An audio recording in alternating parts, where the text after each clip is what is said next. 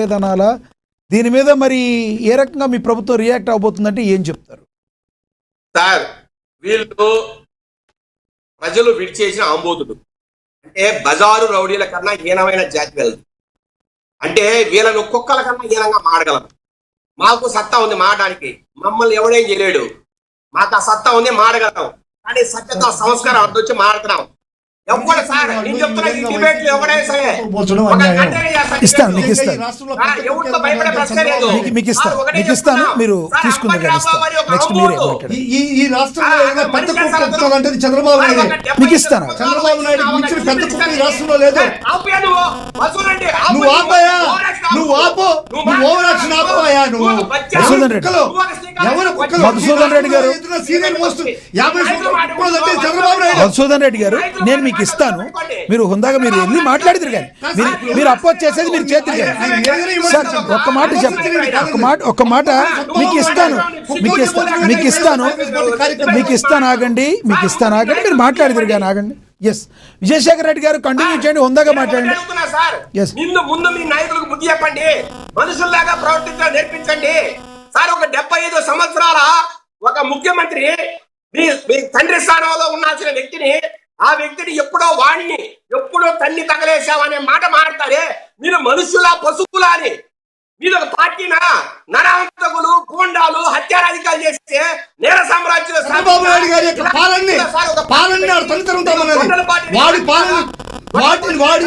Sir వాడి అనే మాటని అంబటి రాంబాబు గారు వాడిని అంటే తప్పండి. అది మీరు ఖండించాలి. మీలాంటి వాళ్ళు కూడా ఖండించపోతారా? మధుసూదన్ రెడ్డి గారు ఈ రోజు ప్రజలు ప్రయత్నం చేస్తున్నాడు. అలాంటి వ్యక్తిని ఇంత హీనమైన పరిస్థితి, ఇంత అమాననీయమైన భాషలో మాట్లాడము, ఇది సార్ మనుష్య జాతికే సిగ్గుచేడు సార్. రైట్, ఒక్కటి చెప్పండి. వైఎస్ఆర్సీపీ ఒక పార్టీగా అనుకోవట్లా, ఇది ఒక దొంగల దోపిడే ముఠ కాబట్టి మాట్లాడతారు. పరశురాముడి గొడ్డలంట సార్. పరశురాముడి గర్భభంగం ఎలా అయిందో, పరశురాముడి గొడ్డల నుంచి గర్భభంగమై ఏ రకంగా పీచ మనచబడి ఏ రకంగా అడవులు పారిపోయాడు, అలాగా శ్రీరామచంద్రుడి స్థానంలో ఈ రోజు నారా చంద్రబాబు నాయుడు ఉన్నారు. అభిప్రాయం అర్థమైంది. గర్వాన్ని భంగపరిచి మిమ్మల్ని శాశ్వతంగా ప్రతిపక్షంలో కూర్చోబెట్టడానికి ఈ రోజు చంద్రబాబు నాయుడు గారు, నారా లోకేష్ గారు, పవన్ కళ్యాణ్ గారు ఈ రోజు పరితపిస్తున్నారు. శేఖర్ రెడ్డి గారు మళ్ళీ ఇస్తాం మీకు. మనతోటి మధుసూదన్ రెడ్డి గారు ఉన్నారు, ఆయనతో మాట్లాడదాం. మధుసూదన్ రెడ్డి గారు నమస్తే సార్.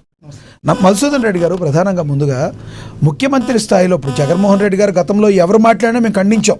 అలాగే ఇప్పుడు ముఖ్యమంత్రి స్థాయిలో ఉన్నప్పుడు అంబటి రాంబాబు గారు లాంటి సీనియర్ నాయకుడు, మాజీ మంత్రి వాడు అని మాట్లాడటం తప్పు. ఫస్ట్ దాన్ని మీరు ఖండించాలా లేదా చెప్పండి, ఏమంటారు మీరు? అంబటి రాంబాబు గారు మాట్లాడడంలో నిజంగా చంద్రబాబు నాయుడు గారిని వాడు అని కానీ చంద్రబాబు నాయుడే కానీ ఉంటే నిజంగా ఖండిస్తున్నాను, అది తప్పు. ఫస్ట్ నేను ఖండిస్తున్నాను Chandrababu Naidu. Very good, that is good. Chandrababu Naidu గారిని వాడు అనడం తప్పే.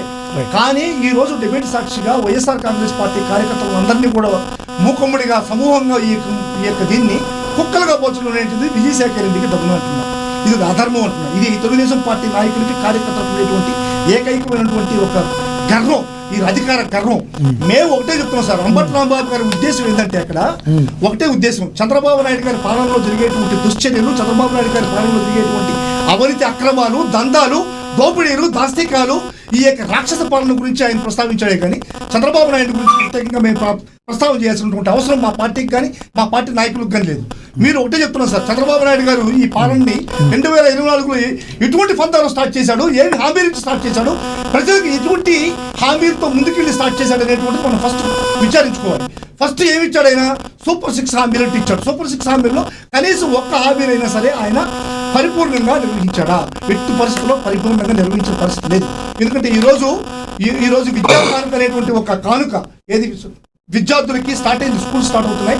ఈ విద్యాకానికి విద్యార్థులకు కావాల్సినటువంటి పుస్తకాలు, కావాల్సినటువంటి బ్యాగ్స్, కావాల్సినటువంటి ఈ డ్రెస్ మెటీరియల్స్ అన్నీ కూడా ఇవ్వడానికి వాళ్ళకి సిగ్గు లేకుండా ఇవ్వకుండా దాన్ని ఎత్తి ఎక్కడో జరిగేటువంటి యుద్ధం మీద పెట్టి ఈరోజు పబ్బం గడిపినటువంటి పరిస్థితి.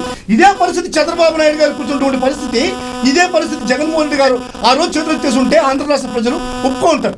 ఎందుకంటే ఆ రోజు అతి భయంకరమైనటువంటి ఒక కోవిడ్-19 అనేటువంటి ఒక మహమ్మారి ఒక తల్లి బిడ్డ భార్య భర్త అక్క చెల్లెలు అన్న తమ్ముడు కుటుంబ సభ్యులు కూడా చూసుకోలేనటువంటి పరిస్థితి, ఒకరినొకరు చూసుకోలేని పరిస్థితి, ఇంట్లో తండ్రి చనిపోయినా కానీ బిడ్డలు ఆ శవాన్ని చూడలేనటువంటి పరిస్థితి.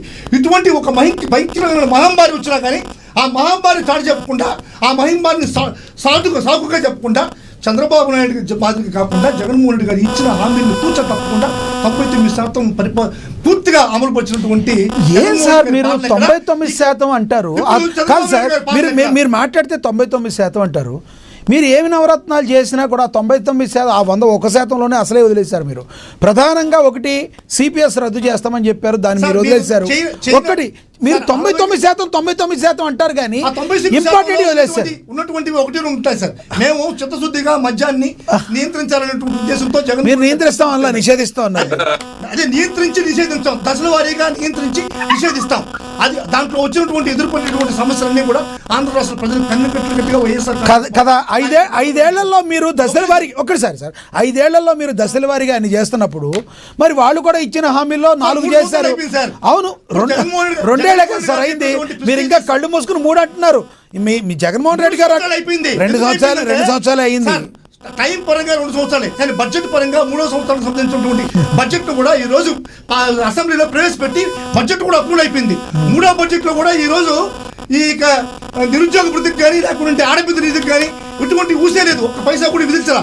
ఇటువంటి పరిస్థితుల్లో చంద్రబాబు నాయుడు గారు 3 సంవత్సరాలు పాలన అయిపోయినట్టే లెక్క, ఎందుకంటే బడ్జెట్ పరంగా. అందులో 3 సంవత్సరాలు కూడా ఇటువంటి ఏ కార్యక్రమాలు సూపర్ 6 కార్యక్రమాలు ఏవి కూడా అమలు చేసినటువంటి పరిస్థితులు లేవు.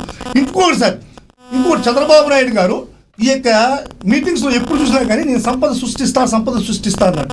ఇంకోటి అమరావతి వస్తే సెల్ఫ్ సస్టైన్డ్ ప్రాజెక్ట్ అన్నాడు. అంటే సంపద సృష్టిస్తా, సెల్ఫ్ సస్టైన్డ్ ప్రాజెక్టులు అనేటువంటివి ఏం మాట్లాడాలి? ఈ సంపద సృష్టి అంటే ఎక్కడ?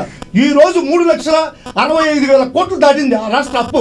బడ్జెట్ అప్పులు కానీ, బడ్జెట్ అప్పులు కానీ, అమరావతి అప్పులు కానీ 3,65,000 కోట్ల రూపాయలు అప్పు దాటితే